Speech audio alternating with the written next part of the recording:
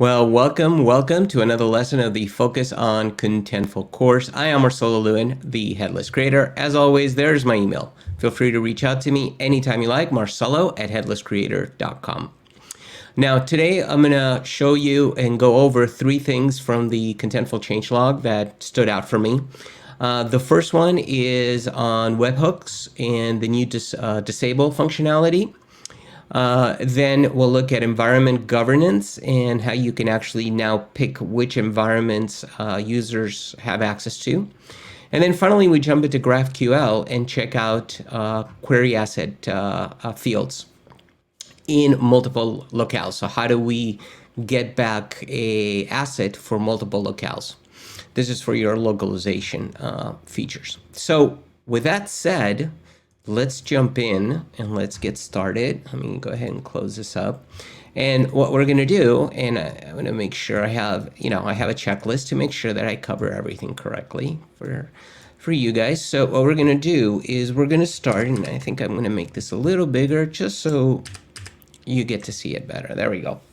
We're going to start with webhooks and the change in the ability to disable a webhook, and I'll explain in just a minute. So let's go into settings and we'll go to webhooks, and you see I have no webhooks whatsoever. So let's go ahead and create one. I'm just going to call it test publish webhook.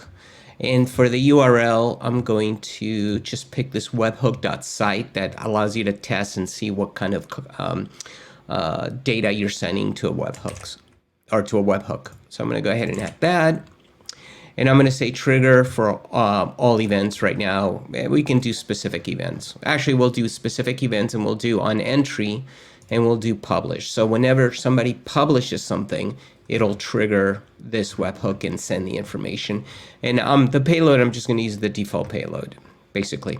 So this isn't about what webhooks are and how to use them. This is about this new functionality. Now, when I click on save, you'll see that right here, it even says new. There's this active button, and this is really important because before, to deactivate a webhook, and sometimes you want to do that because you may be testing something and you don't want the webhook to kick in, you would have to either delete the webhook, or what I would do is I would unselect the events that webhook was triggered for. Or I would say maybe trigger it for delete, knowing that we weren't going to do that anyway. And then removed publish, right? So before, you'd have to either delete the entire webhook so it wouldn't trigger, or unselect every event that it would be triggered for, and then it wouldn't work. Now they added this flag right here. So let's test it out. You can see right now that it's waiting for a request right there. There's nothing there. So let's go to content and we'll pick, doesn't matter what it is, and we'll change this to chat like that. We do have the webhook on. And in fact, what I'm going to do so it's easier to go back and forth, let's do this. Let's keep the webhook open here. You can see that it's active. And now I'm going to publish.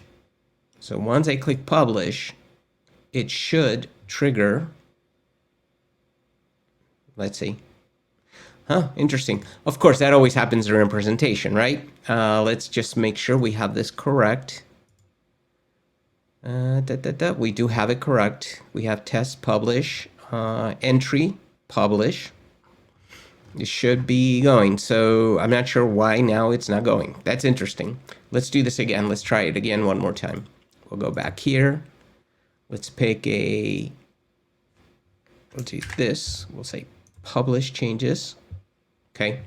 So let's go look at the webhook right here. We'll do activity. It did publish. It looked like there was a HTTP 405. So it could be an issue with the webhook here. Let's do this. Let's go back to webhook. Oh, I think I know what it is. My apologies. I need to copy this here. It must have generated a new one. Okay, we'll go back. Here we go. We'll do it. Hey, we'll just play along here. Yeah, that's what it was. We'll click on save. Okay, my apologies on that. Okay, now it's still waiting. Let's go make a change. Publish. And there it is. So it worked. So now when we go back to the webhook here and we click on deactivate, click on save. Let's go back to the webhook site, delete it. We did, now it's waiting. So now we'll delete all the asterisks or the exclamation marks, and we'll go back.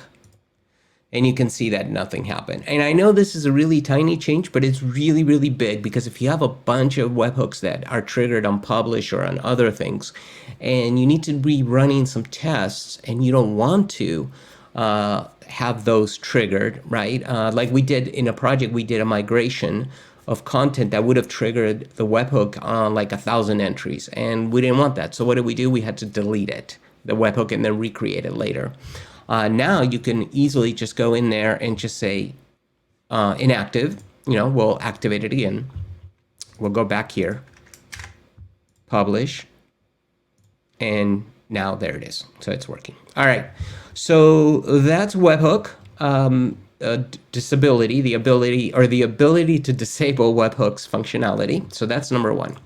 All right, let's move on to the next thing, as I explained to you, which was, we'll go ahead and close this up, which is environment governance, okay? And what does that mean? There was a time where, let me go into Contentful here, we'll go into settings, we'll go into roles and permissions. There was a time when you created a custom role that under environments, it would either be manage all or manage master only. You couldn't select specific environments. Now you can. So first of all, before we jump in here and show you this stuff, let me review a couple of things for you, just in case you're not aware of. From a hierarchy perspective, you have Contentful, which has multiple organizations, or the possibility for multiple organizations. So you can select multiple organizations. Now, within organizations, you have spaces. And you can see here, for example, I have 3 spaces. Within spaces, you can have environments. And that's where environments kick in, right? So, for example, if I go back here, you can see that I have 2 environments. And you may say, no, I see 3. Why you say 2? Well, it's really just 2 actual environments with an alias pointing to an environment. And let me explain what that is real quick. You can see right here, we have production 1, in this case, production 2, staging 1, staging 2. But the master alias, which is the production 1, is pointing to production 1, and the staging alias is pointing to staging 1. And why is that important? Because in your code, you can go and say, hey, get it from master or getting from staging. You don't need to know the actual environment, because tomorrow we may change the environment to point to production 2, because we made changes and that's the new environment. And we say, hey, point the alias not to production 2. Okay? Excuse me. Same with staging, right? We could do that. Now, why is that important? Because you have a custom roles. Custom roles, there's a variety of things you can do with it. You have role detail, content, media, where you can give it access to certain content, certain media. There's other permissions, but then there's the environment tab I just showed you, and I'm going to go into in just a second. Within the environment tab, you can select which environments do you want to give your users access to. The recommendation is specifically for master is, or for production environments, you give them not access to production, in this case, like production 01, but you give them access to the master alias, because then you don't have to go back to the role and change which production environments you're giving them access to. Because master alias will always point to some environment that is production, okay? So as long as you give them access to master, it doesn't matter which environment it's pointing to. It could be pointing here, and now they have access to that environment because they have access to alias. Same thing with staging. Now, some of you may be able to create a staging alias, some of you may not, and that's because if it's a licensing thing, talk to your CSM about that.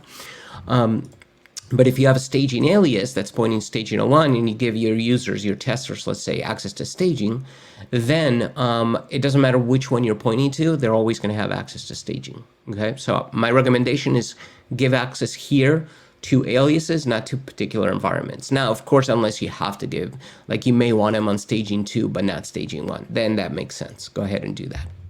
Okay. So let's jump in real quick here, and I'm going to show you. Let's make sure here. All right, so I reviewed that.